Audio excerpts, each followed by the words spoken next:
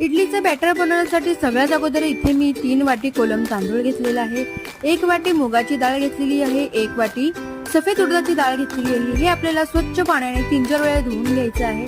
धुवून घेतल्यानंतर आपल्याला हे 2 ते 3 तास आपल्याला भिजत ठेवायचे आहे। भिजवल्यानंतर आपल्याला हे मिक्सर मध्ये बारीक करून घ्यायचं आहे, याची पेस्ट करून घ्यायची आहे आणि 7 ते 8 तास हे आपल्याला असं फर्मंट व्हायला ठेवून द्यायचं आहे। फर्मंट झाल्यानंतर फ्रेंड्स आपल्याला याच्यामध्ये चवीनुसार मीठ टाकून घ्यायचं आहे। मीठ टाकल्यानंतर आपल्याला मिक्स करून घ्यायचं आहे। तर फ्रेंड्स या ठिकाणी मी इडलीचं भांडे घेतलेलं आहे आणि याच्यात मी आता बॅटर टाकून घेणार आहे आणि हे या ठिकाणी तुम्ही बघू शकता मी गरम पाणी ठेवलेलं आहे आणि हे आपल्याला 12 ते 15 मिनिटं आपल्याला शिजवून घ्यायचं आहे। 12 मिनिटं झालेली आहेत फ्रेंड्स, इडली आपली रेडी झालेली आहे आणि ही इडली मी एका बाउलमध्ये काढून घेणार आहे।